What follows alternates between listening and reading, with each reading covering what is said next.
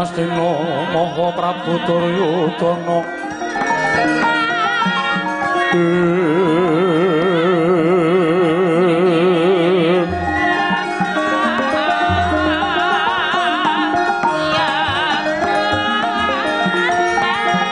lan wijeleng mangandika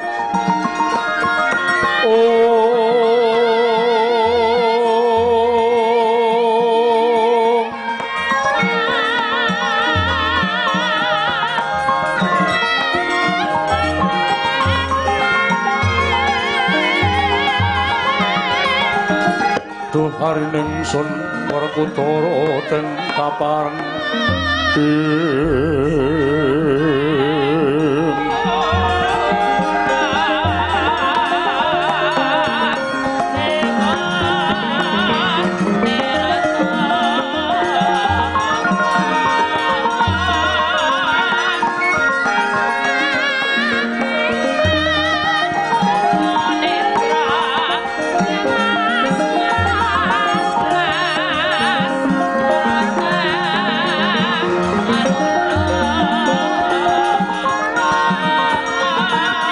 Sikro hanjujut Dagwandurna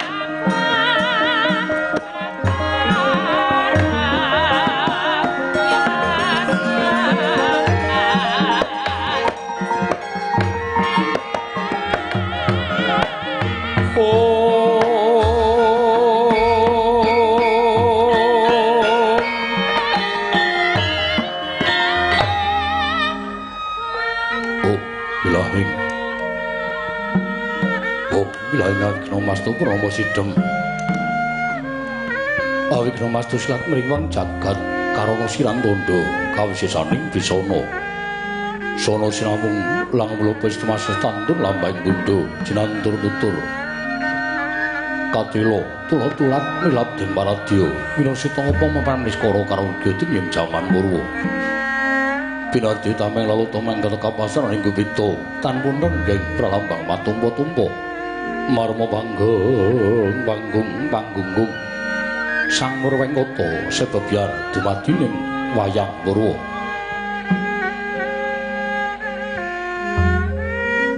Purwakaning kondhali narik runtuting basa dongeng gunung Surasa yen dinarasaya karaos mulat jari rohang rasawani Pruhing diri rasa rumangsa rumangsani lir jalma wilokaca jarwa senakap caing carita becik wis gemelar jroning pakliran yaiku sejati amriksani pagelaran Dinggit Purwa Surya Candra Darung Yang Kartika pinuruba kodrating kawasa Saryatri Hangidri Bawana Purwatekeng Duksina gilir kemanti teman dadi petanganing dina sasi warsi windu kang sarta abad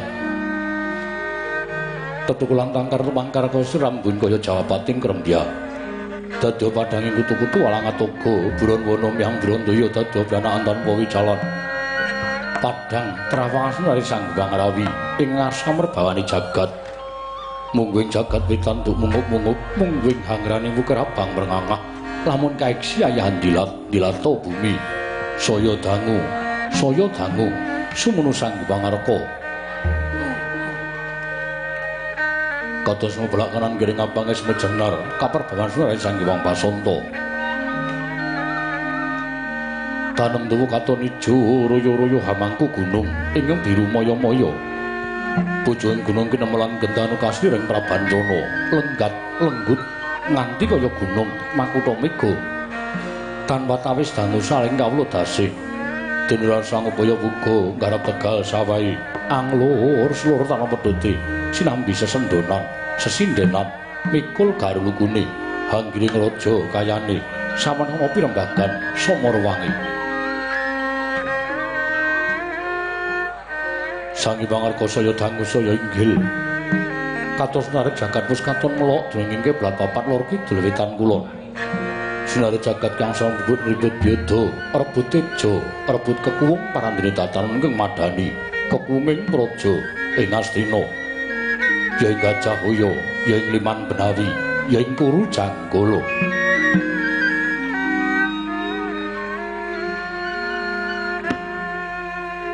marmo ing ngompor kae 100 tan antuk kali 1000 tan jangkep tetiga Krana negara Ngastina dumadi saking pulo-pulo bebanjaran Singasapan toya Benawi tinyambiyung mbak samudra bilang langut kang tanpa pagut pegading paningal kapanto uruting Cakrawala wane-wane cakring wisik samene kineping jurang corong kinepung guwa serum kinarya susuing beksi lawet yang sarang burung wonten ugi pasisir antar sasana jembar kebeganing pasir gumlaring garis pinggir tanentuhan ngerbuyung royo-royo karang kitri ruwi-ruwiraning klopo pratandha dugi subur pasiten mawur satengah tinandur tangkar tumangkar kawuryan dadi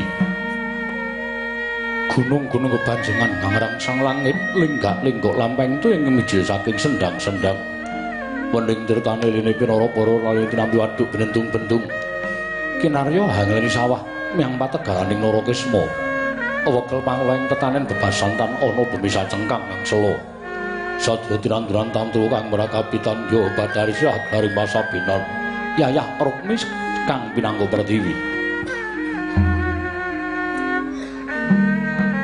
pategan nunggu pelawijeng ngrembing gegodhongane ambyet wae nganti kaya manglung-manglung wit-witane polo kependhem polo kesimpar polo gumantung sadya tan kuciwa cinawi tukulan kang maweh kesarasaning diri Ingon ngoro Joko ya pidewen sangsang rembuka lamun jang aglaring pangonan lamun wanci serap saya samya mulih marang kandange dewi-dewi datan ana carane kandhang nganggo kinancing palang labet tepi saking tindak durjana tudi samya sayek saka kapti akarya luhuring nusa bangsa duwe negari Ngastina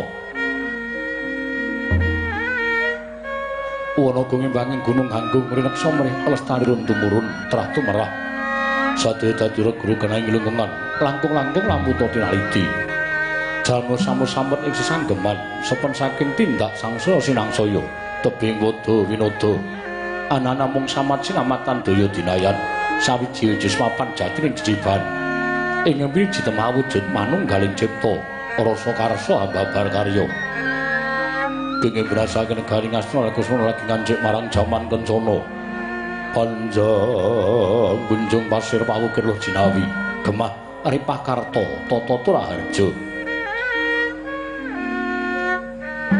dasar negara gedhe apa ri padang jagate dhuwur kukuse Turtado kuncarane turta kasusreng Mancapraja lah sinten to wau Genasta pusarane ngadil projeng Ngastina wenangipun sapnodasa namaning Sang Nata dasaraning 10 nama wis mestani jejuluk Sang Nata Prabu Duryudana ya Sang Nata Prabu Suyudana ya Sang Nata Jaka Pitana ya Jaya Pitana ya Gendari Suta ya Dastratmaja ya Sang Kurupati ya Sang Tripamangsah ya Sang Kurawendra ya Sang Nata Prabu Gandarya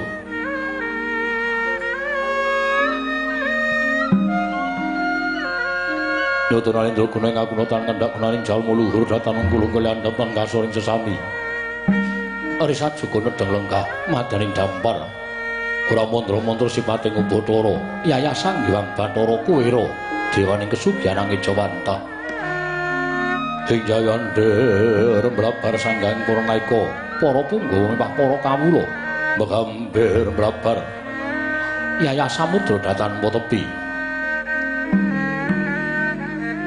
miwat datan kantun nanung anu tungguling projeng Ngastina ingkang sampun kepareng ngerpepek pindha sata metarakan suku janggut teken dodo mabukuh susilastawa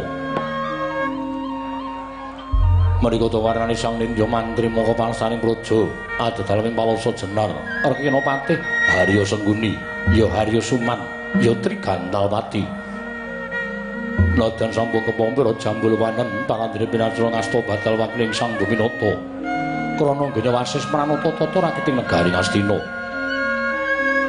Sang Abadya Sengguni mengkeraken nujum paran para projeng Ngastina pandhita ing Sukalima ya ing Sukapanca peparep Begawan Durna ya Sang Kumbayana ya Sang Baratwaja putra pandhita buntas kawri sidik paningarsa barang pangandikane dadi turta kondhang kalokeng rat sekti kalintang jayaning perang mila datal moka lamun dados guruning Sang Hyang Parasata Kurawa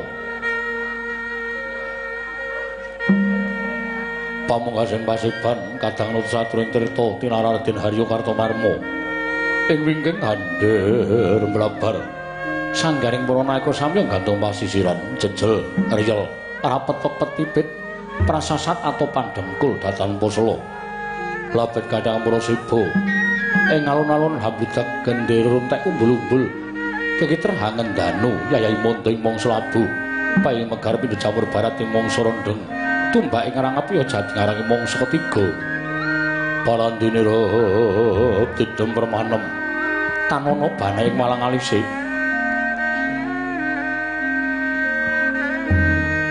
nadan kegodhongan kang ngubah samirana datan wampah kapal semung swaraning mandi gending gemblak kira kemasan tas kemangan rambut karti soang-soang badeng careng gling imbal gandul mandoroga wayang peksing kok munyeng pacak suji Nurasari Malasari seneng madaning pasiwakan negari Ngastina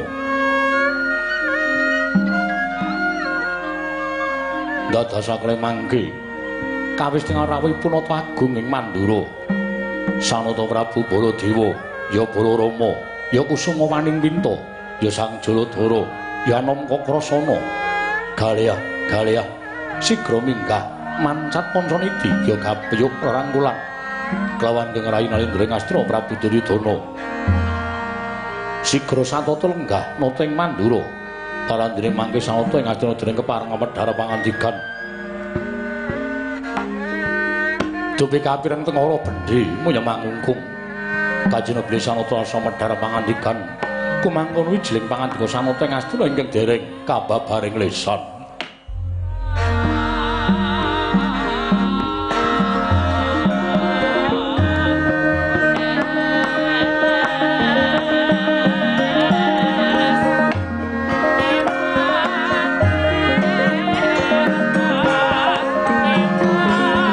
sembah niring ulun kapurba risang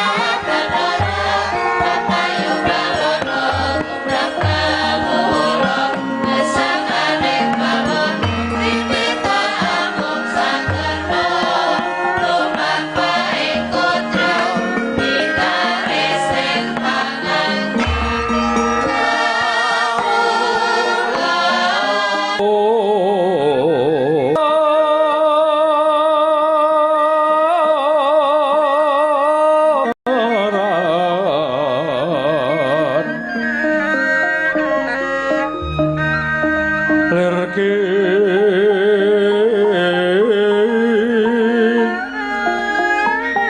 leci siring tade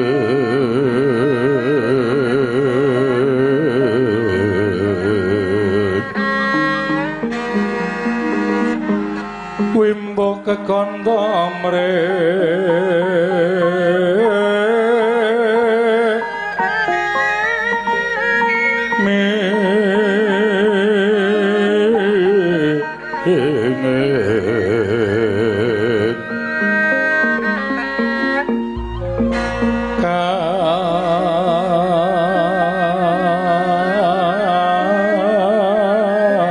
tiuping maruto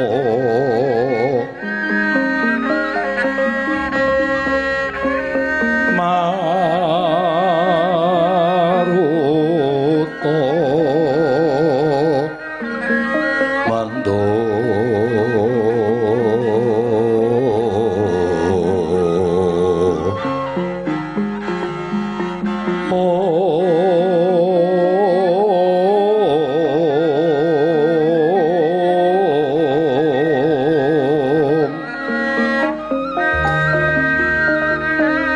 sabaran mangambar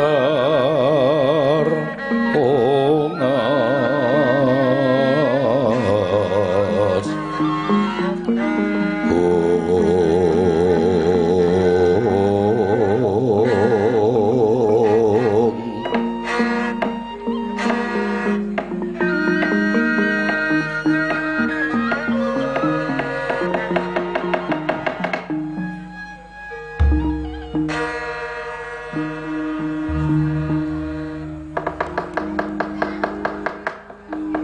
leng-leng katineng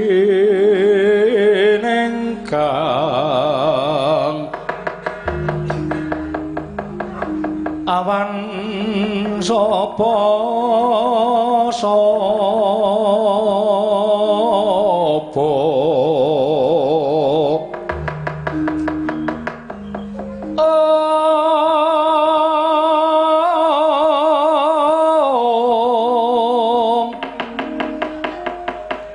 nikeng astina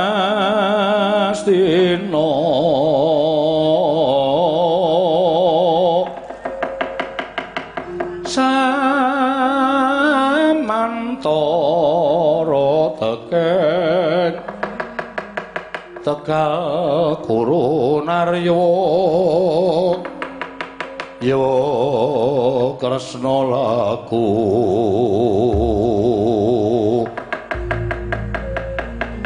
sireng prasurama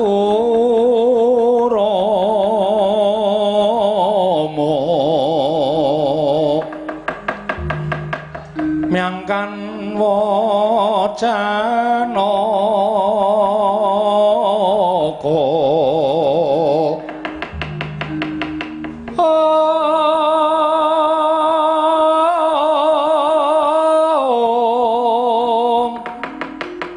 tulur narada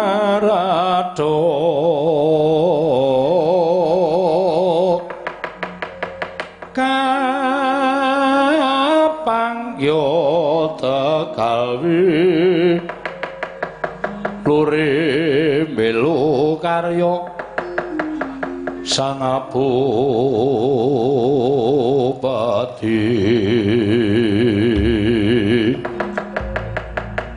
sang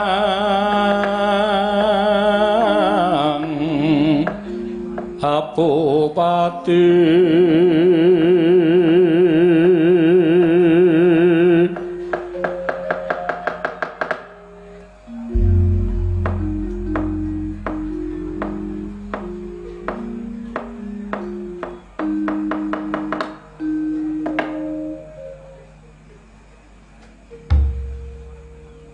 Estunggara Manik Raja Dewaku ya jagat wasisaning Upadara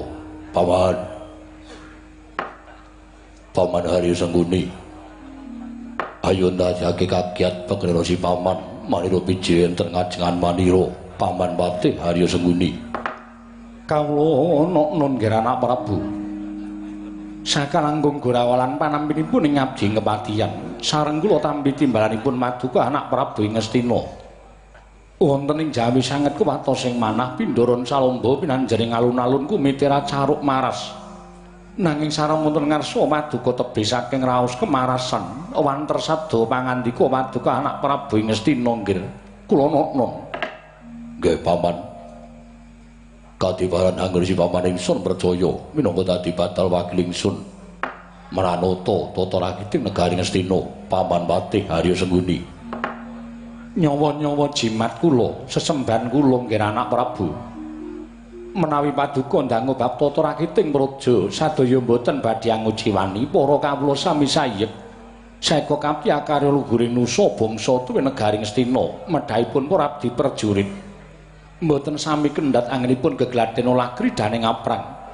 Sawanci-wanci praja Paduka katemping parang muka mboten badhe anggepok kunca Paduka anak Prabu ing bapa ing kepatihan.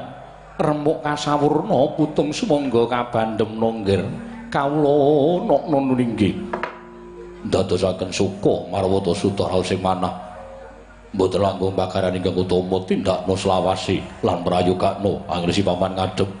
Ngarsaning manira paman Patih Harya Sengguni sampun boten kirang prayogi piswanipun ing abdi kepatihan namung drelan sak sampunipun kepareng kula ngaturaken sembah sumangga pangabektinipun ing abdi kunjuk Sandhapada Paduka anak Prabu ing Ngastina kula tampi dawah sami-sami paman mlasa jenar mugi kasekecak anggen jengandika lenggah paman Patih Harya Sengguni Bapa Panembahan Durna sarawujeng andika bapa ing Sukalima kula ngaturaken karaharjan tedhak Paduka wonten Praja Ngastina bapa Panembahan Durna ing Sukalima.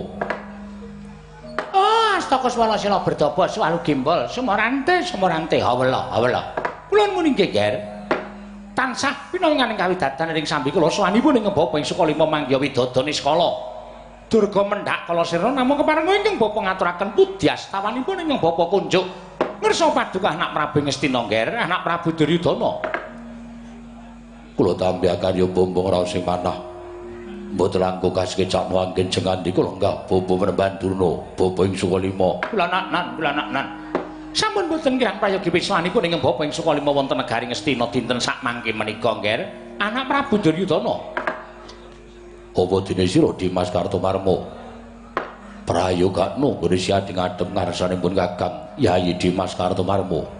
Lho niki diweji sesembahan kula. Sampun boten kirang prayogi anggen kula ngabiyantura ngersa Paduka Gusti kula ingkang sinuwun. Namung drelan sak sampunipun kepareng kula ngaturaken sembah sumangga ing pangabektinipun ingkang rayi kunjuk Sandhapada Paduka Kanjeng Koko Prabu. Jimat sembahan kula Koko Prabu pengayoman kula. Ndak tampa siadi ngaturke sembah ora liwat pangestunipun Kakang Tambanana kula pundhingga jimat paripindhayan ing kasantosan lan mratakna maring sagung para wadyabala ingkang bodha gantung seba riklungguhan samengko jeneng ingsun diambabarake wigatining pasewakan menapa sampun Paduka dawuhaken badhe kula candhingga jimat Koko Prabu jimat sembahan kula Koko Prabu pengayoman kula ing Ngastina.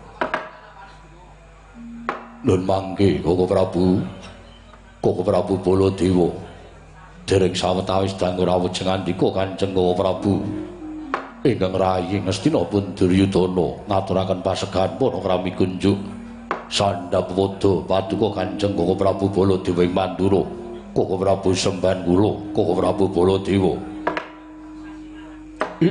jagat wasisaning Bathara wayah Bathara jagat Yayi tansah pinangganing kawidadan liring sambi kula sawanipun ing Raka ing Mandura.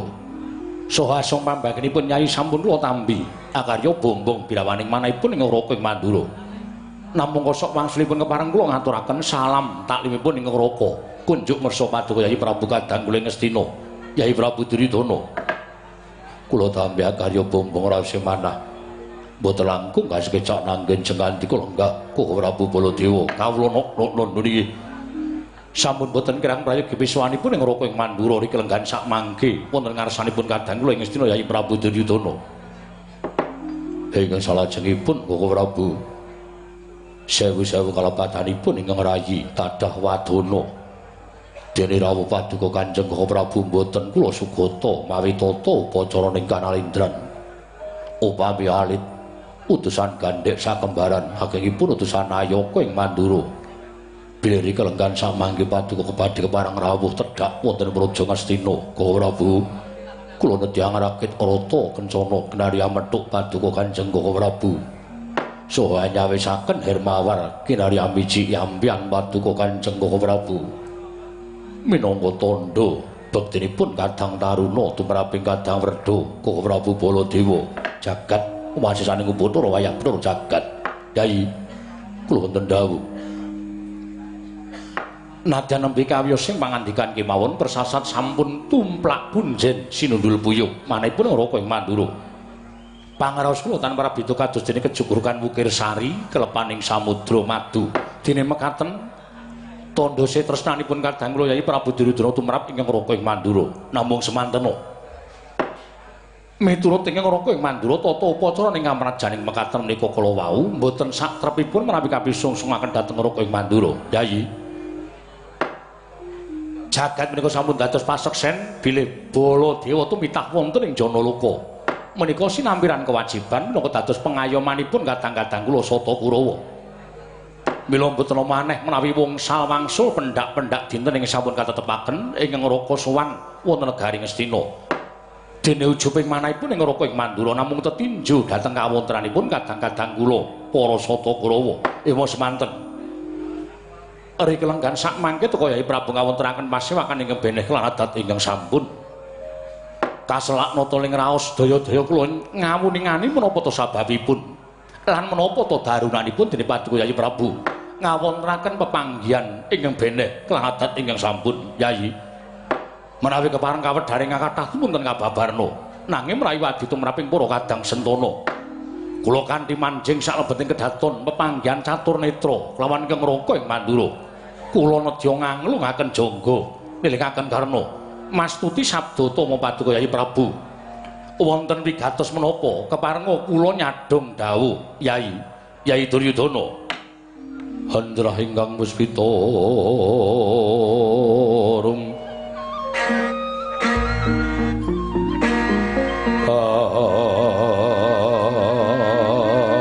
siring samirana mrih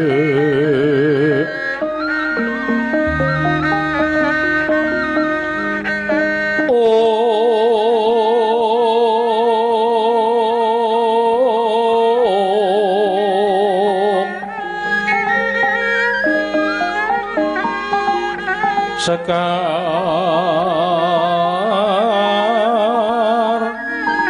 kathung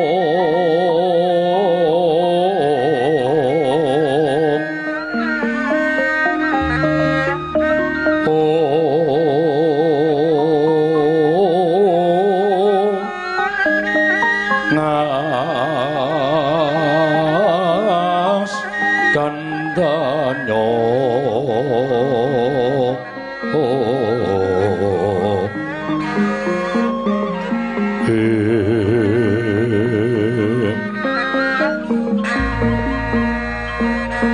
maweraras renaning driya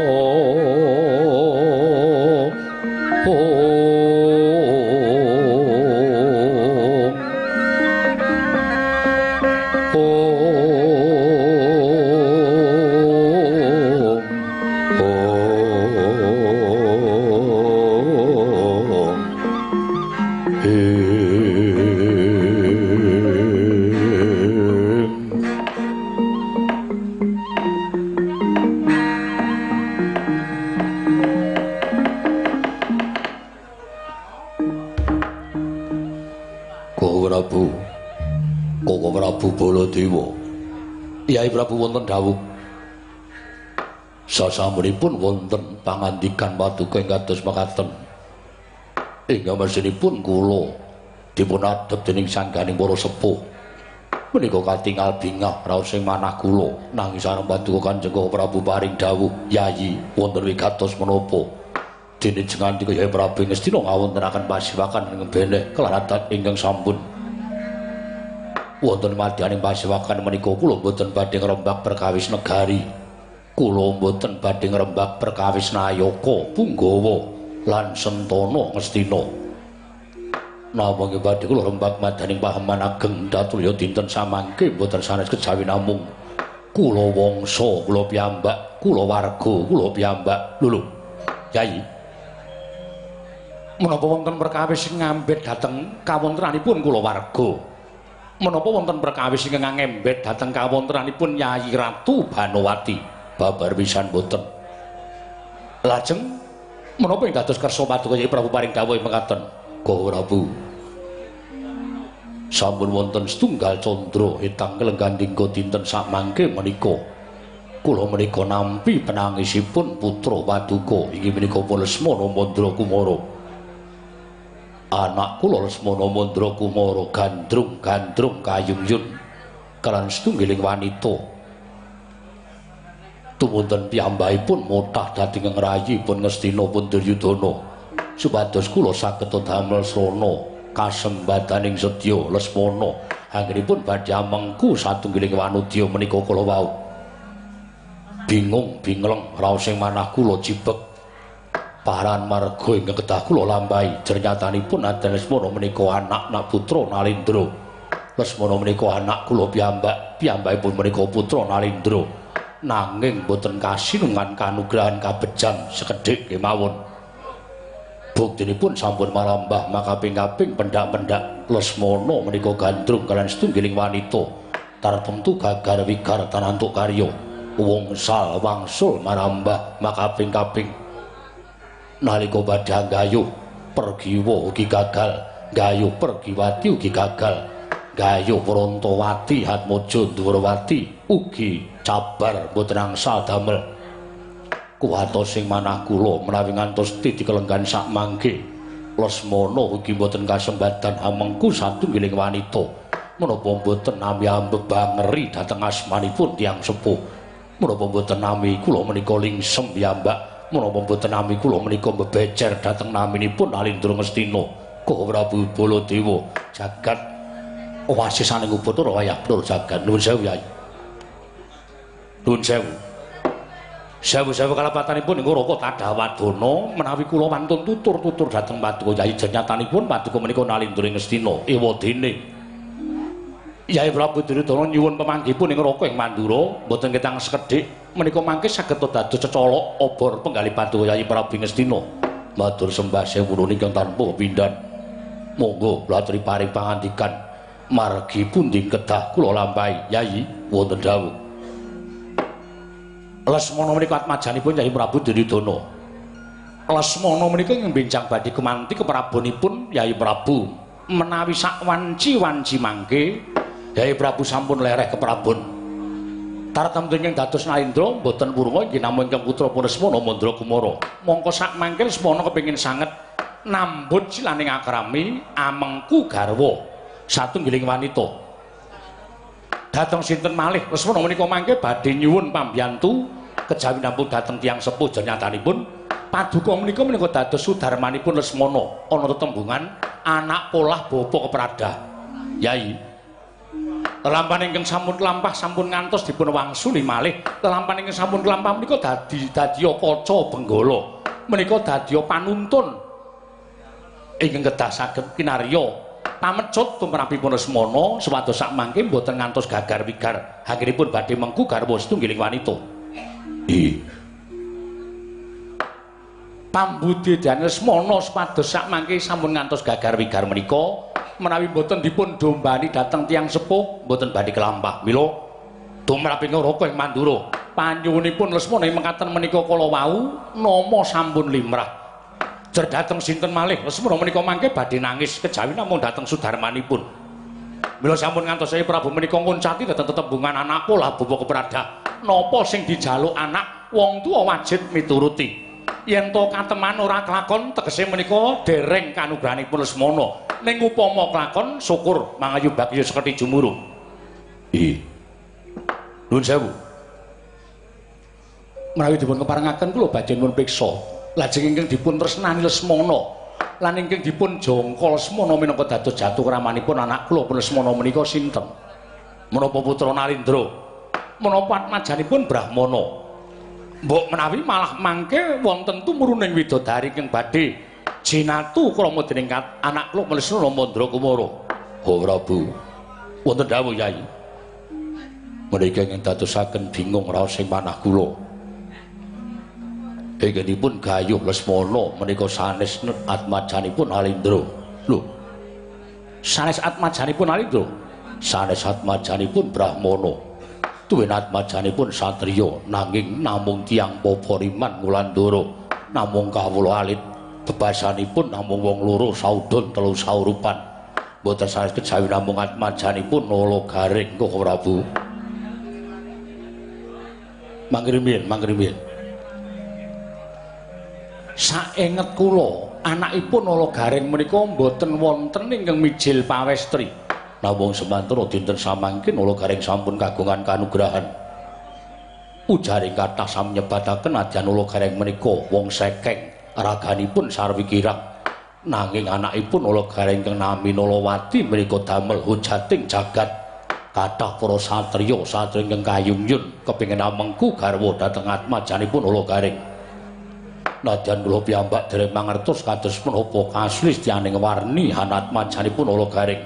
Namung nyatanipun anak kula Lesmana Mandra Kumara gandrung kapirangu kapandhuk beda ring asmara satemah kepingin hamengku garwa dhateng atmajanipun Nalagaring kok Prabu jagat wasisane Bathara wayah Brara jagat. Kyai menawi tetela ingkang dipun jangkal Lesmana menika atmajanipun Nalagaring tegesipun menika mboten keliya sabab nadyan Nalagaring Petruk Bagong Semar menika atmajanipun para Pandhawa nanging kula trimut bilih para sata kula menika mboten kitang sekedhik tau-tate nampi pangudangipun Nalagaring. Para Kurawa tau-tate dipun mung dening para kawan. Mila awon menapa menawi Yai Prabu paring derajat tuwin pangkat dhateng pun Nalagaring, males kesaenanipun Nalagaring sarana dipun inggahaken derajatipun Nalagaring minangka dados besanipun Yai Prabu Ngastina. Nggih. Menawi bab menika gambil ning menapa kula badhe kiyat midhangetaken surakipun para kawula menapa kula badhe kiyat midhangetaken reraosanipun para kawula ing atasipun kula menika Nalindra ing atasipun kula menika Nalindra Gung Binathara jagat menika keberbeken dhateng asmanipun Duryudana ya bab derajat pangkate ya bab bondo donyane kula bebesanan kemawon karo wong sekeng karo wong ora duwe namung derajating batur. Mula mboten nami kula menika ngasoraken derajat kula ning ngunggahke derajate Nalagaring. Lululur mangrumiyin Kyai. Menawi ingkang ngroko ing Mandura petanganipun sampun babar kawis andhap lan asor ing derajat menika sampun ngantos sebab nuwun sewu. Ingkang langkung dipun gatosaken mboten kok perkawis antawisipun Yai Prabu Duryudana kaliyan Nalagaring menika mboten. Nanging dipun gatosaken antawisipun Lesmana kaliyan atmajanipun Nalagaring ingkang namipun Nalawati menika kala wau. Upami Lesmana lan Nalawati menika sampun sami tresnanipun, jer gegaranipun wong ngambut saning akrami menika namung seneng. Yen wis padha-padha senenge, parane arep menyang endi meneh, kejaba seneng ugi kedah kenceng tekadipun. Sabab tiyang nambut saning akrami menika mboten dipun ginakaken setunggal kalih dinten, nanging slaminipun gesang. Mila kedah kenceng tekadipun sebaya mukti sebaya mati yen abot padha dipikul yen enteng padha dicangking. Inggih. Sasampunipun kenceng tekadipun menawi Lesmana kaliyan Nalawati menika ugi kedah nglenggahi tembung kepareng. Tembungipun kepareng menika menapa? Temanten kakung lan temanten putri tiyang sepuhipun sami-sami sarujuk lan sami matuk menawi tira sampun mekaten kejah dipun westani wilujeng boten kitang namung sekedhik lan kanthi cumpen sarta ringkes kedah dipun wilujengi anut tata upacara ingkang sampun lumampah wonten ing papanipun piyambak-piyambak. Yai menawi ngantos ngandika Yai Prabu menika mangke menggali babagan derajat asor luhuring kelenggahan antawisipun Yai Prabu Duryudana kaliyan Nalagaring menika mangke nadyan dipun rembuka sedalu natas boten rampungipun. Awon menapa menawi Yai Prabu tumunten sak mangke lega penggalihipun lajeng tedhak dhateng balai wismanipun Nalagaring dipun dodhok korinipun dipun kinang gambir lan suruhipun dipun lamar Nalawati kinarya srana muktinipun Lesmana Mandrakumara sabab tumrap kula petanganipun tiyang remen menika menawi sampun kesangetan anggenipun tresna kesangetan anggenipun kapandhuk rasa tresna menika adaanipun sok muta tuli tegesipun sampun boten weruh kiblat lor kidul wetan kulon menawi ngantos gagar wigar penjangkanipun kathah tiyang ingkang boten kasembadan sedyanipun tresna kaliyan setunggiling wanita tumunten cabar boten saged nambut silaning akrami wekasan ingkang priya lajeng anyut tuwuh ngiklasaken pejahipun ngiklasaken gesangipun trimah pejah tinimbang boten kasembatan ingkang dados penjangkanipun menika kathah ora lanang ora wedok sik lanang lalu ya akeh sing wadon golek dalaning pati menika ya ora sethithik mila menawi babagan perkawis katresnan menika sampun ngantos dipun anggep bab ingkang baen ingkang enteng nanging menika bab ingkang boten baen-baen Yayi nggih matur sembah nuwun Bawadurna wonten dawuh menggah Bawadurna gadah pemanggih menapa menawi kula mboten kok benten kaliyan anak Prabu Duryudana kok nggih Ternyatanipun tiyang tresna menika awrat, tiyang tresna menika awrat. Tiyang sepuh rumiyin sami nyebataken wong tresna iki abote kaya wong nyangga bumi, ngaten mriku. Wonten malih ingkang nyebataken wong kangen ki mujudake sawijining lelara sing banget nyenengake kuwi laraning wong nandhang kangen. Mekaten. Nggih, nggih. Saestu kula mboten goroh. Mila ngendikanipun anak Prabu Baladewa menawi wonten setunggiling priya ingkang boten kasembatan penjangkanipun mengku satunggiling wanita tumunten ngiklasaken gesangipun menika kathah. Menika conto menawi ngrembak perkawis katresnan menika sampun ngantos dipun anggep enteng. Nanging kedadipun petang kanthi nalar ingkang jlimet sampun ngantos sak mangke wonten setunggiling temanten calon temanten ingkang gelo penggalipun amargi boten kasembatan penjangkanipun nambut saning akrami. Iya.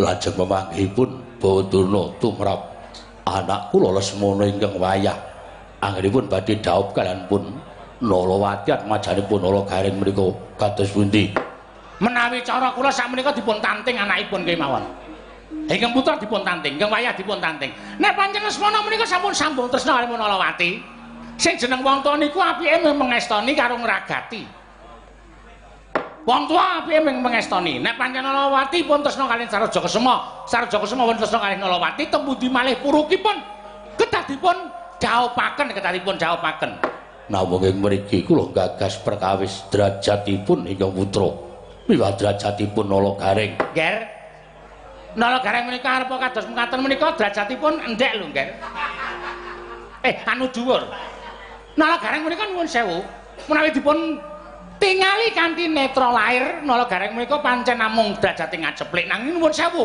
sing anak-anake Nalagaring menika sinten menika Semar Badranaya Semar menika dewa Ngejawantah ateges Nalagaring Petruk Bagong menika menawi dipun tonton mawi netra batin ugi mujudaken satunggiling dewa Ngejawantah contonipun Nalagaring Petruk Bagong menika momong dhateng para Pandhawa iso dadi satriya pinunjuling apa-apa mbrojling kakerep Pandhawa dadi satriya sing kondang kalau kengrat menika saking pamomongipun Nalagaring Petruk lan Bagong menika malah dados sarana anggen paduka badhe ngraketaken panakawan kalian para Kurawa sarana kados pundi menawi jeneng andika anak Prabu bebesanan kan Nalagaring mangke Nalagaring lajeng dipun damelaken griya pendapanipun kalih ngajeng kalian wingking mangke lajeng Nalagaring dipun dawuh pados mapan wonten ing mriku mengko nek Nalagaring betah mapan teng mriku rawuh Petruk Bagong mesti meri Petruk Bagong gaweke pendhapa sisan mesti do mapan teng mriku kabeh mapan teng negara Ngastina lah niku dadi pancatan Nalagaring Petruk Bagong momong para Sata Kurawa mongko panjenengan sampun wong salwangsul dawuh kaliyan Bapak ing Sukalima Boyong Semar sak anake kanthi pawadan apa kemawon Semar ora tau gelem tekan negara Ngastina nanging sepisan menika dengan anak Prabu nglulusaken menapa pamutaipun ingkang wayah pun Lesmana Mandrakumara anak putu kula pun Lesmana Mandrakumara dhaup kaliyan pun anakipun Nalagaring inggih menika pun Nalawati Nalagaring menika mapan wonten Negaring Ngastina terus adi-adine dibujuk mapan wonten negara Ngastina Semar ki jenan Semar ndek kanca apa kelakon Semar gara-gara dhewe ora duwe kanca terus melu teng negara Ngastina la talah Kurawa dimong para punakawan Semar Gareng Petruk Bagong oh moncer. Nggih to, Dipate? Nggih. Nggih to, Dipate? Nggih. Leres ngendikanipun Kakang Penemban Durna. Ning nek tumrap kula kok kaya ora cocok. Lho, kok mesa gesek? Panjenengan kok iso duwe kaya ora cocok niku terus penemune pripun? Nuwun sewu lho. Nek saka pangerti kula, Nala Gareng niku wit biyen ora blereng karo Kamukten. Nala Gareng Petruk Bagong niku diwulang karo bapakne, urip teng alam donya niku ora ngawula derajat pangkat, ora ngawula dhuwit. Upama Nala Gareng Petruk Bagong niku gelem sugih, niku wis biyen-biyen. Dadi napa sing mangrancang tirik-tirik niku wau tumrap kula kok mboten lajeng wonten kasembadane, tumrap kula Nala Gareng arepa digaweke pendhapa loro. Niku mboten ajeng kirut larut melu para Sata Kurawa. Mila sak mangke mboten sah nganggo tembung sing werna-werna. Nek pancen resma ajeng didhawuhi kalih Nalawati, Nala Gareng ditembung entuk anake tok mawon sing digawa teng negara Ngastina, Nala Gareng ben kere teng papane dhewe mriku. Ora saperlu ngangkat derajate Nala Gareng. Ora saperlu ngangkat derajate Panakawan. Lho mangke riyen. Ora usah diangkat to kae. Nek Nala Gareng tekan negara Ngastina terus gedangkrang lungguh jejer kalian anak Prabu Duryudana nalika pawiwahan pinanganten. Niku wong sak negara Ngastina wis do weruh kabeh. Nek Nala Gareng niku besane anak Prabu Duryudana. Mula Nala Gareng arep kere kae diajeni wong pirang-pirang. Sing ngajeni ya wis ben ngajeni.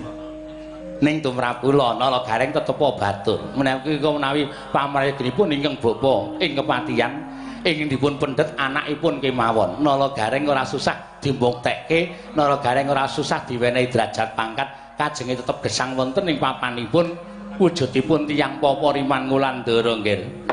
Pawaryo wonten dawuh. Nuwun sewu. Saniki kula tak takon karo sampeyan kira-kira Yai Prabu Duryudana nika mulyake Nala Gareng niku jane sampeyan kelong napane. Nek Yai Prabu Duryudana menika mulyakake Nala Gareng kula tak takon karo sampeyan, apa bondo Plasa Jenar kelong? Iya. Napa bandane Patih Sengkuni kelong? Nggih. Mboten. Mokal sampeyan ora ngerti ya?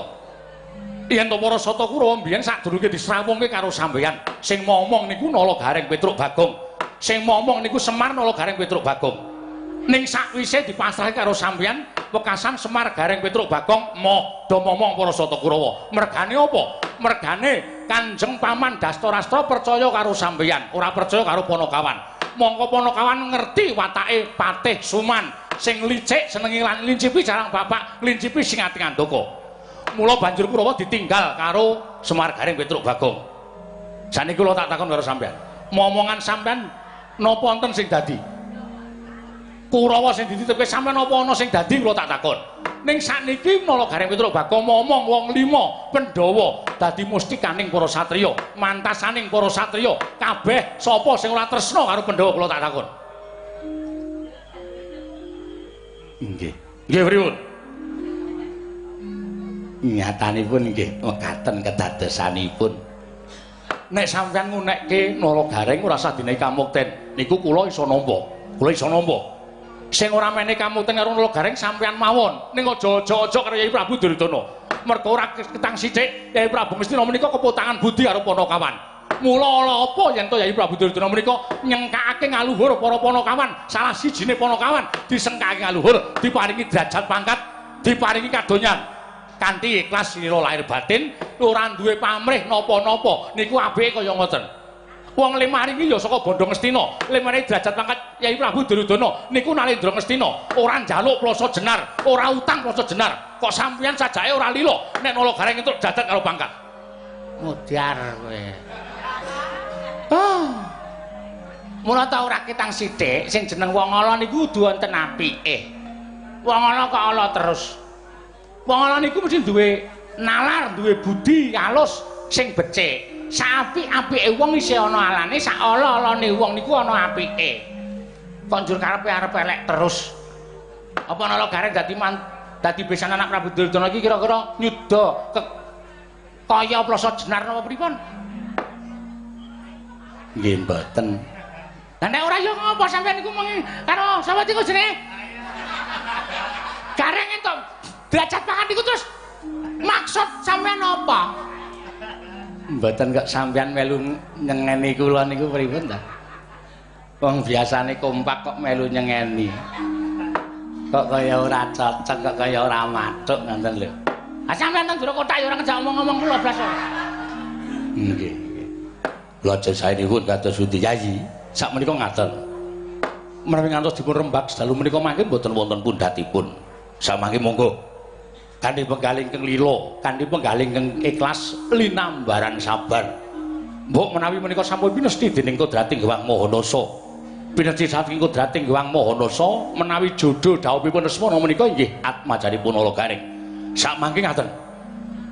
Ingkang Raka ing Mandura ingkang sagap prasawa dhateng Kyai Nyai Prabu Duryudana. Sampun ngantos Kyai Prabu ingkang jumangkahaken suku ngumrimbihaken asta tedhak wonten ing bali wismanipun Nalagaring. Cekap ingkang Raka ing Mandura. Menawi sekintenipun Lesmana menika mangke panci saestu tresna kaliyan Nalawati. Wonten pundi malih purukipun kejawi wong tuwa kaya kula ming nuruti pamutahe anak kula dodoke lawange Nalagaring. Kula kinange gambir lan suruhe. Kula sing ajeng embun beninjak jejawas sonten. Kula ingkang ajeng ngrepa teng ngarepe Nalagaring. Kula ora isin, kula ora wirang. Kyai Prabu Ngastina. Sigra-sigra yen permana kanca sigra ngrakit nawang sesangga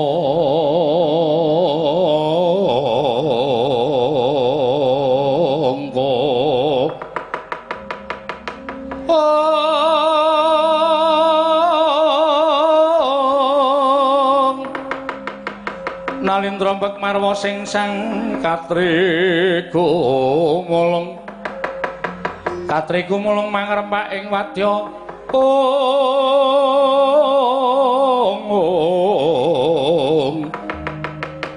Purda Gurare kagiri-giri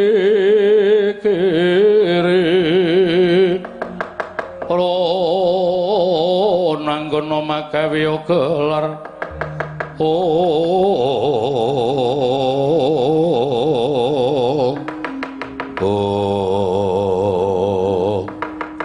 Gusti Prabu ngaturaken panuwun ingkang tanpa pepindhan dene mekaten kesakaripun paduka Kanjeng Prabu Yayi. Namung kula gadhahi panyuwun panjenenganipun paduka Kanjeng Prabu menapa kula nyuwun bukti kasunyatanipun menawi anak kula Lesmana Mandra Kumara Panci gandrung kaliyan atmajanipun Nalagaring.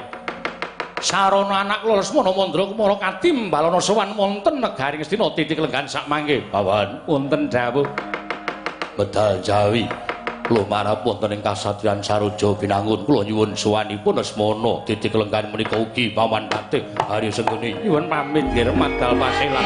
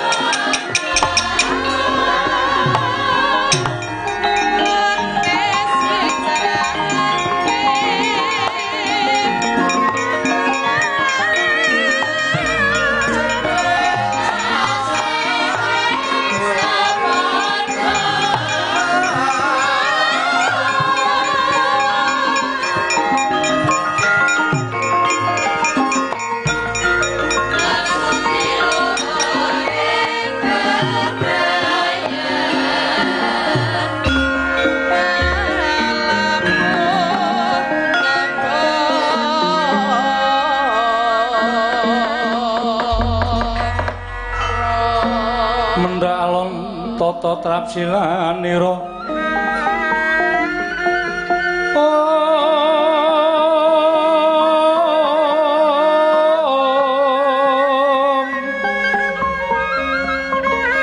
ngajomaken astanira kalih astanira kalih pisan yen ngandika magawe pranta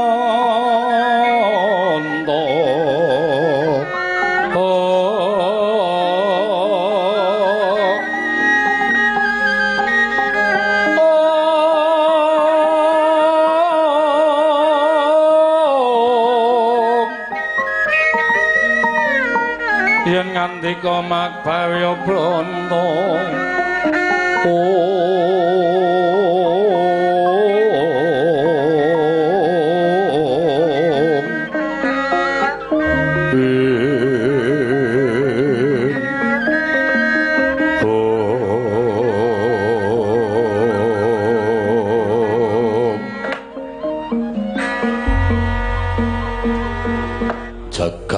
Bathurya jagat pangestu kala. Oh Prabu, wonten dawuh Yai. Kula nyuwun pangapunten menawi anak kula ngeling semi madaning pasewakan. Paman. Paman Loso Jenar. Kula wonten dawuh, Ger. Menapa sampeyan boten jumujug wonten ing kasatriyan Saruja Binangun? Inggih, kula nuwun sewu. Kula manggihaken ingkang putra nejeng Deprok wonten ing pojoking Prasekawanan. Kula piyambak boten mangertos. Lah kok dados sandanganipun kados mekaten. Lesmana. Lesmana Mandra Kumara. Anakku cah bagus, Lesmana. Nun wonten timbalan ingkang adhawuh menapa Kanjeng Rama kula ngaturaken sembah sumungkeming pangabekti kula konjuk. Iya tak tampa. Pangestu tampanana. Kula pundi engga jimat paripin dayanana ing kasantosan. Kowe saka ngendi? Ngerti ditimbali Kanjeng Rama. Aku kuwi Nalendra, ramamu iki wong nomor 1 ning negara Mestina. Kok nyandang ora kaya anak ratu. Kalungan kembang melati nganggo training abang arep piye. Sumuk Rama, hawanipun panasipun boten kanten-kantenan. Mila kula wonten ing kasatriyan boten betah ngisis. Nendi? Teng prapatan. Ngisis kok dadak ning prapatan. Kula Deprok teng ngisor Bangjo.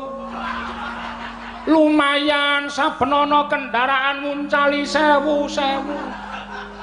Ateges kula sampun saged mados rejeki piyambak. Pawan kumujeng. Mboten, mboten. Sampeyan keguyu anak kula. Mboten, mboten. Lah kok isa-isane nglakoni kok ya. Tiru sapa ta ya? Sapa sing dawuh kaya ngono? Eyang Pate. Kapejaana kula mboten dawuh menapa-menapa. Itu sampeyan kongkon anak kula kon ndrodhok teng prapatan. Mboten, Ger, mboten. Dipun tugel jangga kula nderek kula mboten matur menapa-menapa. Wayah Mas mbok sampun adu-adu kados mekaten. Wedi. Kene ya wedi sampeyan prandhek kuno. Glelenge ora jamak. Lesmana. Nun Rama. Padha arja sak prabdamu. Berkah. Berkah pangestunipun Rama wilujeng nering sambi kala kepareng kula ngaturaken sembah sumungkeming pangabekti kula konjuk Rama. Ya tak tampa. Pangestu tampanana. Kula pundi engga jimat paripin dayanana ing kasantosan. Yo, sesu menika aja dibaleni. Kowe iki anak ratu. Deprok nang prapatan. isin-isinke karo wong tuamu. Apa ora dilekke karo kawulamu? Boten wonten ingkang wantun ngemutaken dhateng kula Rama sami ajre. Jernyatanipun kula menika putra panjenengan. Yo, aja tok baleni. Inggih mboten Rama. Nek kowe rumangsa sumuk mapan ana ing kasatriyan, apa kasatriyan njaluk dirombak? Didadekke cara piye manut karo kowe? Gendheng inggil menika dicali. Supados isis. Nek udan piye, penemu aneh-aneh. Rama, paman eyang Sengkuni geguyu kula. Paman, ampun kados mekaten. Kula menika bingung omah kok dilangi gendhenge niku. Cara pripun, Jobi? Nggih sak karep kula wong kasatriyan kula dhewe nggon-nggon kula dhewe kok sampean cerewet. Tak meneng bane ora kajen. Yo, sesuk bakal dipinanggani. Nggih. Terus upama mangsa udan piye? Rama kedah yasa pawang. Gawe pawang udan. Inggih pandhita ingkang ampun ing saged nyingkiraken jawah sampun ngantos jawah wonten ing kasatriyan kula Rom. Iya. Rama. Iya. Ya, monggo bakal tak turuti ning aja gendeng kaya ngono. Mboten Rama. Jagat wasisaning putra wayaptur jagat. Nggih. Lesmana. Padha kandhane raja sak praptamu. Iki wakmu Mandura. Siwa Baladewa. Ya. Kula ngaturaken bekti kula konjuk Siwa. Ya, tak tampa pangestuku tampanana. Nggih. Wah, sesuk meneh nek ngadhep wong kuwi sandangane aja kaya ngono kuwi. Jenenge ora sopan. Wong tuamu kuwi ratu sinembah para kawula sak negara Ngastina. Kabeh raja-raja maharaja padha prapta ana negara Ngastina, padha nyembah karo bapakmu. Lah kok anake sowan kalungan kembang mlathi nganggo training kuwi capo kuwi. Rebok. Wah, lah kok dadi kaya ngono sesuk dibaleni. Mboten. Wah, bekti kula konjuk. Yo, tak tampa. Pangestuku tampanana. Kula pundi nggo jimat paripin dayanana ing kasantosan. Yo. Ah, Lesmana. Putu.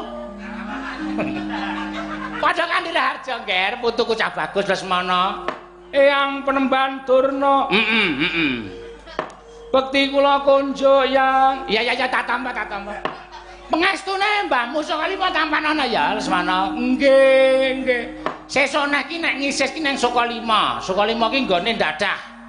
Dienggo ngisis kepenak. Nggih. Ning nek eyang boten wonten kula ora penak rasane. Lah ngapa? Mbah Putri mboten tau nganggo kathok. Ora ana sing cocok ukurane.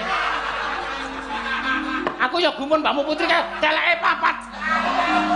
Merkoso nek ngosoki. Kok aneh-aneh temen ora? Nggih, isin kula ngalor ngidul ketoprak-ketoprok mongko ora nganggo sandangan. Mbok dinehi sandangan, dene sandangan kaya malah saru. Ngau kacamata nganggo sabuk ora kathokan. Wong jaran, aja diomongke. Nggih. Jeng nek sumuk tak tenggen sampean nggih yang ning nggon aku sangarmu. Kuwi ya nggonmu dhewe Lesmana. Sukalima ki peparingan anak Prabu Duryudana, peparingane bapakmu. Mula nggone mbahmu Sukalima ki ya nggonmu dhewe. Nggih ngestaken dawuh. Rama wonten wigatos menapa Rama miji dhateng sawanipun Sang Hyang Brahma. Lesmana Jaitan. Kowe anakku. Inggih, keparengipun menapa badhe paring kekucah arta ingkang dipun paringaken sampun telas. Kowe nyuwun apa wae mesti tak turuti. Kowe njaluk dhuwit karo Kanjeng Rama. Wingi wis tak paringi akeh. Kena apa saiki wis entek Lesmana. Nggih, kula kagem kremenan kula. Pendak dalu remi. aja wilaranganing negara. Wong ge namung cilik-cilik ana ning kula kerep diapusi ning boten napa-napa wong kula niku anak ratu. Ya wis engko tak paringi meneh. Inggih, matur suwun Rama kayan sisan kertunipun.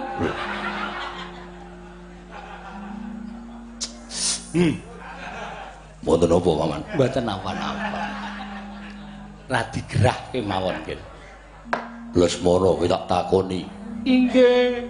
Kowe wingi tau matur karo Pun Rama.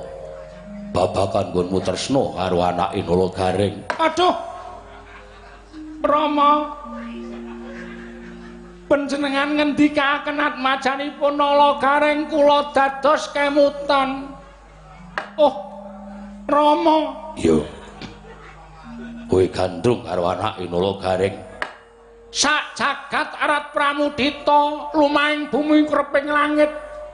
Menika slaminipun kula gandrung kalian panita mboten wonten angking ayunipun ngungkuli anakipun Nalagareng.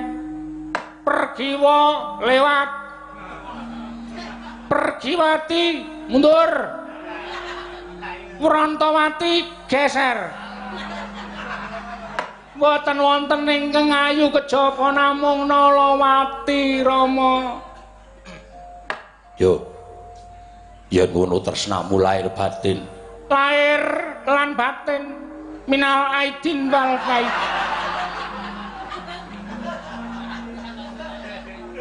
Lahir tandesing batin. Lahir tandesing batin. Gusti, aku tak takon karo kowe. Sing jeneng wong tresna kuwi saora-orane wis tau tati ketemu. Lan tau tate ngucapake sumpah. Tegese Padha-padha sebaya mukti sebaya mati. Mongko saelingku kowe ora tau tate metu saka kasatriyan Saruja Binangun. Apa anakku Lesmana wis tau ketemu karo anake Nalagareng? Lah niku. Lho, lah kuwi piye? Kula menika kepanggih boten sarana catur netra, boten sarana langsung lan boten sarana streaming. Lah terus ketemune piye? Kula pinanggih menika wonten margining pasumpenan. Lho, eneng ngimpi. Inggih. Wonten ing madyaning ngimpen menika. Menawi kula critakaken menapa mboten saru Rama. Ora ana bab sing saru waton kuwi dilakoni dening menungsa. Ngono kangge lakonono lan kowe crita. Nalika wonten impan menika tasih kemutan kula nedheng lelenggan wonten ing pendhapi kasatriyan. Dumadiun dumadaan wonten wanita ingkang ngagem kebaya werni soklat enom mlampahipun radi dipun damel-damel Rama. Anggenipun ngagem gelung menika ya katon pantes pasuryane ya sarwa luwes. Mripate blalak-blalak, irunge ngrungih. Lambene nika abing rasane kaya legi-legi yen dicokot. Ya.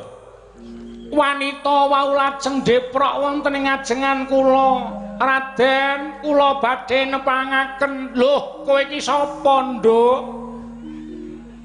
Piyambakipun ngaku saking padusunan atmajanipun Nalagareng namipun Nalawati. Lah sedyamu ngene arep ngapa, Nduk? Kula dadhe suwita Raden. Nadan dipun dadosaken juru panebah pasareyan kula sagah waton kula caket kaliyan Raden Lesmana Mandrakumara. Menapa panjenengan ingkang nami Raden Lesmana Mandrakumara Raden? Nduk, sawangen emblem ning dadaku. Emblem ki apa? Tulisan tenggen dhuwur sak nika Raden Lesmana Mandrakumara. Kedawan soalé wae. Ya, terus nggih nika kula mandeng kalih Nalawati dheke ya mandeng anggere manteng sak triraman terus mbu anu napa jeneng iki mlengos bali meleh nyawang meleh mlengos wong wedok nek le nyawang sithik-sithik tur tajem nika ateges nggadahi rasa tresna tanpa taliwara tangane Nalawati tak candak cek terus kula deke jejer kali kula dhuwur mriko ning ra masalah wong mesti pas ya kula ming sak janggute terus kula tanting Nalawati aja ming tak dadekke juru panebah pasareyan ning gandeng aku wit seprono sprene durung tau iso mengkustung sawijining wanita apa kira-kira kowe tak pek bojo kowe gelem Nalawati jroning pasumenan Nalawati saut nyauri piye Nalawati muni piye Lesmana muni matut hus takoni wong tuwa kok muni matut terus mambu nah Babadra sampun nyuwun pitangkenan kula kemawon ingkang nambuhi Lesmana nggih Nalawati kula takoni ngeten terus ngadeg niku mboten wangsulan ning tangan kula diremet sak kencenge lho tanganmu diremet nggih dingkluk nika pendak-pendak janggute kula cekel dhuwur mriko Nding ya ndangak oh pendak-pendak janggute kula tarik kula donke ngenten iki anggere nyawang kula terus bali ndangak meneh kula dokke mulai bali ndangak meneh ngen kula nggih angger kula dokke bali ngeten meneh niku wis ora iso diswawa iya terus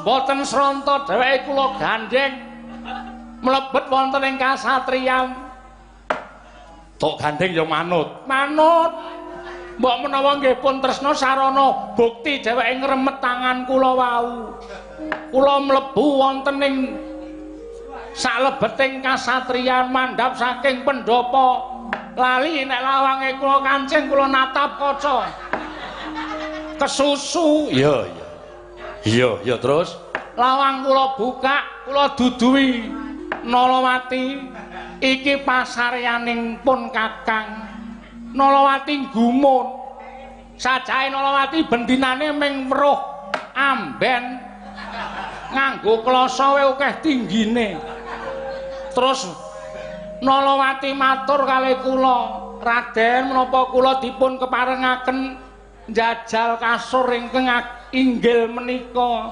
entuk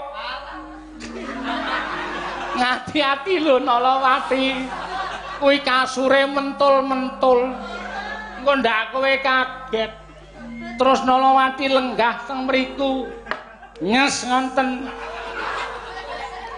terus kula omong werna-werna niku ning karo nutup lawang ndak Nalawati krasa lawang kula tutup saklar kula pejet malah padhang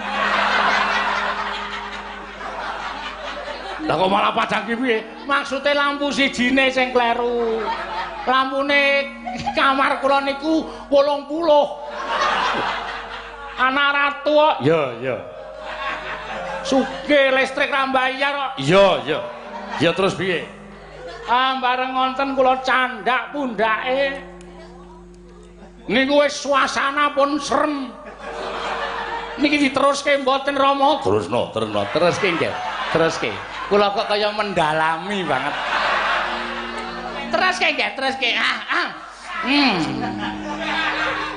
ih kowe lajeng jiwit kula niku gemes aku karo Nalawati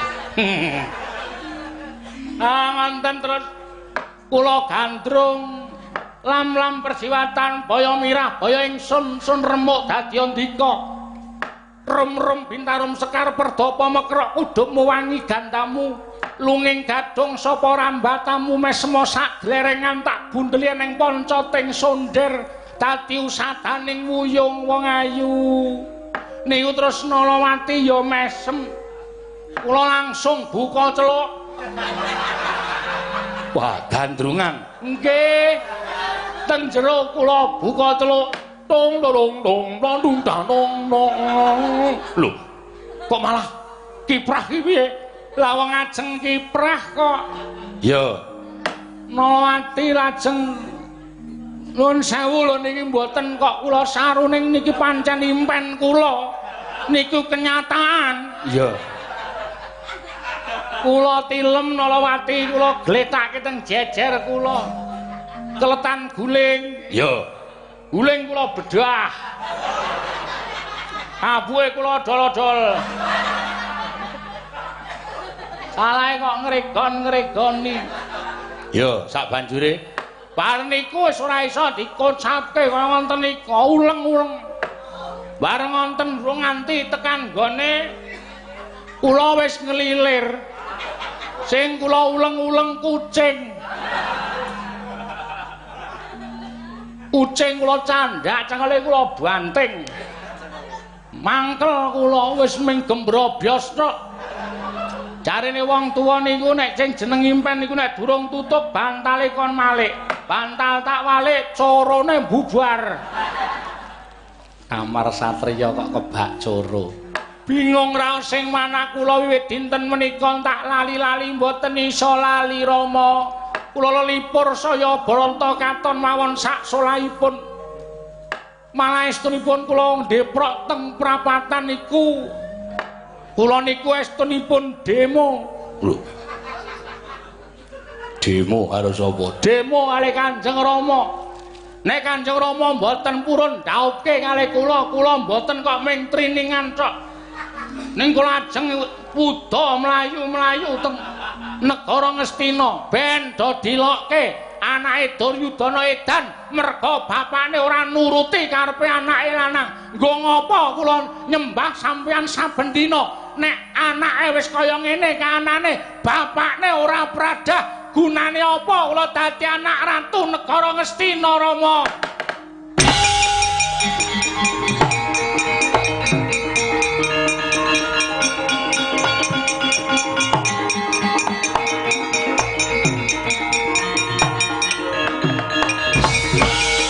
Jagat Dewa Bathara. Paman kados pundi? Aduh nggih. Menika menawi mboten dipun leksanani lah kok mbebayani. Oh Prabu, wonten dawuh. Kula taksih kemutan pangendikanipun Koko Prabu ingkang pungkasan menawi paduka Kanjeng Koko Prabu badhe lair batos nedya mala kramaken anak kula Lesmana Mandra Kumara. Panjenengan prisa piyambak menapa sing dipun aturaken Lesmana menawi boten kelampahan badhe dipun nentrengaken penjahipun. Malah badhe damel sastra wirang ingkang putra ing Astina pun Duryudana Koko Prabu. Wah dalah jagat Dewa Bathara. Ya jagat pangestu Ngara. Ya nggih. Atur kula menika kala wau mboten namung kinarya abang-abang lambe lan mboten kinarya wangun-wangun anggen kula munjuk atur ngarsa paduka Kyai Prabu Ngastina. Dinten menika gandeng sampun semanten raosipun tresna Lesmana Mandra Kumara. Kula ingkang sagah nglamaraken atmajanipun Nalagaring. Menawi ngantos Nalagaring menika mangke mambengi keparengipun paduka Kyai Prabu. Lumantar ingkang raka ing Mandura. Kula mboten badhe wang-wang nyawang wijinipun Nalagaring. Nek pancen ora dientukke Nalawati kula boyong teng negara Ngastina. Rawe rantas malang-malang badhe kula putung. Matur sembah nuwun tanpa mindhan. Lesmana, kula wonten dawuh Rama. Apa sing dadi panjang kamu bakal dilulusake dening awakmu Mandura? Tegesipun kados pundi? Kowe dandan cara manten.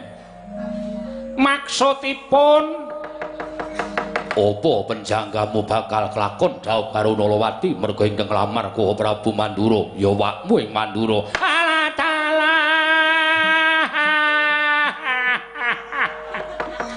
aduh ku tak percaya menapa menika saestu Rama? Kuwi tenan. Aduh Byung, matur sembah nuwun Dewa. Panjenengan sampun ngudaneni menapa ingkang dados panyuwunipun Lesmana Mandra Kumara dinten samangke badhe kasembadan kula jawab kalian gegantilaning ati kula inggih menika pun Nalawati. remen ati kula wa Mandura. Nggih. Maturaken panuwun tanpa pepindhan. Ning napa kula kudu nyandang cara pinanganten? Apa kira-kira Gareng wani nduwa karepe Baladewa? Ya. Apa kira-kira Gareng wani nduwa karepe Baladewa? Yen Gareng wani nduwa karepe Baladewa, teges Gareng wani karo Baladewa. Yen anake tak jaluk ora entuk, rawe-rawe rantas malang-malang butung. Lah dalah, Gareng mawon dioklek-oklek. Bojone dipendhem urip-uripan. Anake kula pek. Anake ayu tenan wa. Ya. Nek ming ditanding karo Eyang Putri Saka Lima. Wis ta Lesmana, mbahmu ki pancen ora ayu, rasa tok nyek kaya ngono.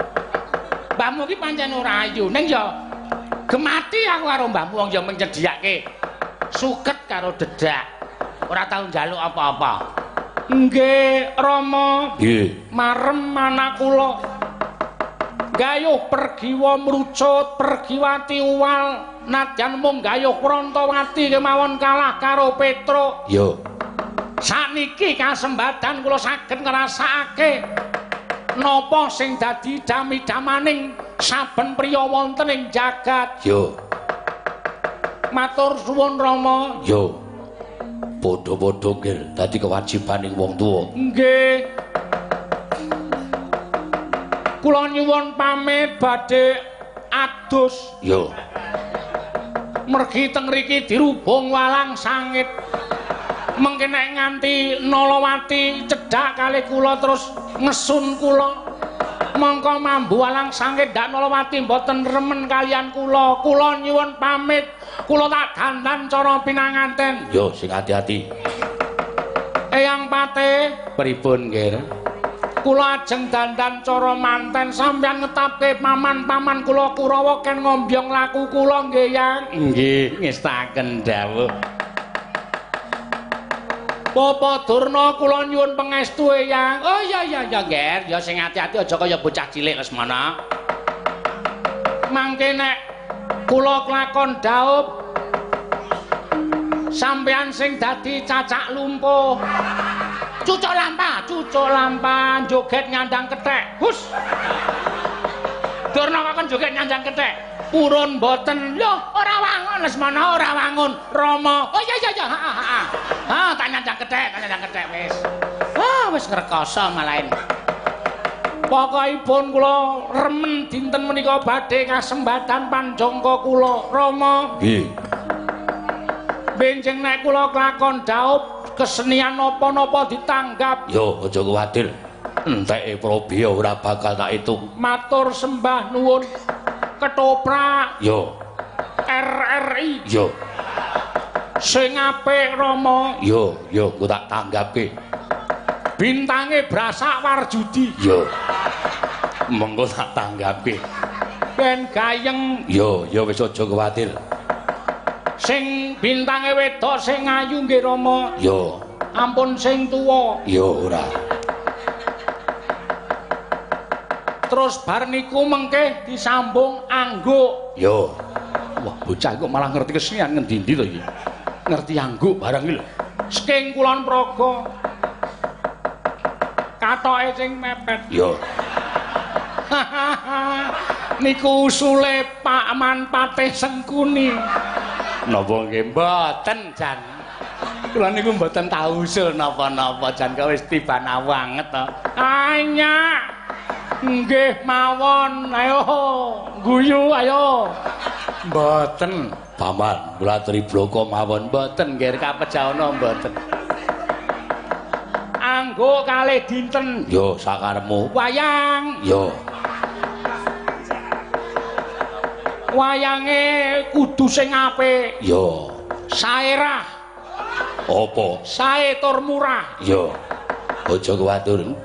Bakal tak tanggapke. Nggih matur. Lakone wayange bali saka Domas. Yo. Sing wau bengi pentas teng Dinas Kebudayaan apik tenan Rama, nges iso nangiske wong delok. Wong do gelo. Nangis mergo gelo. Ya wis ora dadi ngopo. Nggih.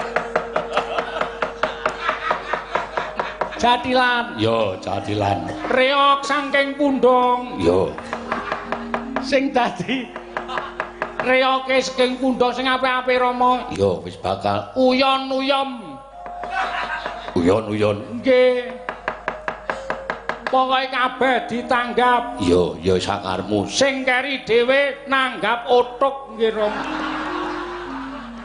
Ora entuk kuwi laranganing negara. Entuk mboten. Nek mboten entuk kula wuda to. Oh iya iya iya. Ya wis sakarmu, engko entuk. Wah, jan wis nanggap kok utuk barang menika lho, Nger. Aya kowe bandar we.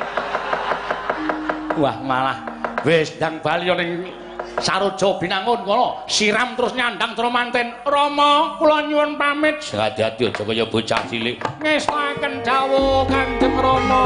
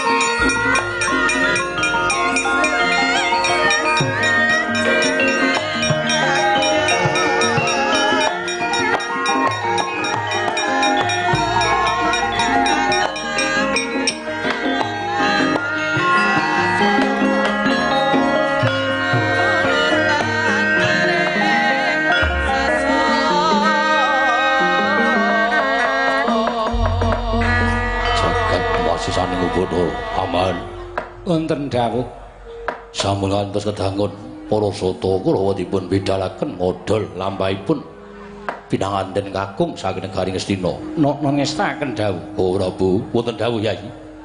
Sampun ngantos supe dhateng kesakanipun Paduka Kanjeng Prabu. Kula piyambak ingkang badhe nglarapaken Lesmana Mandra Kumara. Kasembadan lan botenipun sakmangke kula aturi nyucuk dhateng Raka ing Pandura. Matur sembah sewu nuwun. Bawadurna. Wonten dawuh, Nger. Menawi wonten akalipun kula pasrahaken para sata Kurawa. Nanging menawi wonten akalipun kula semagaken babawan baring Sukalima. Oh inggih, inggih. Ngestaken Paduka anak Prabu Paramadal Pasilan. Ing atos-atos sampun kados lari alit Dimas Kartomarma. Wonten timbalan ngadhawuh sinuwun budhana kang padha seba ingsun kundur ngedaton non Paramadal Pasilan nyun tambahi pangestu sing ati-ati aja kaya bocah cilik Dimas Kartomarma. Purna gati ning pananggilan. Sanadyan kundur ngedaton jeluk saking dampar ketana katingal saking Mandrawa lumampah lon-lonan sing ana rata wau Prabu Duryudana.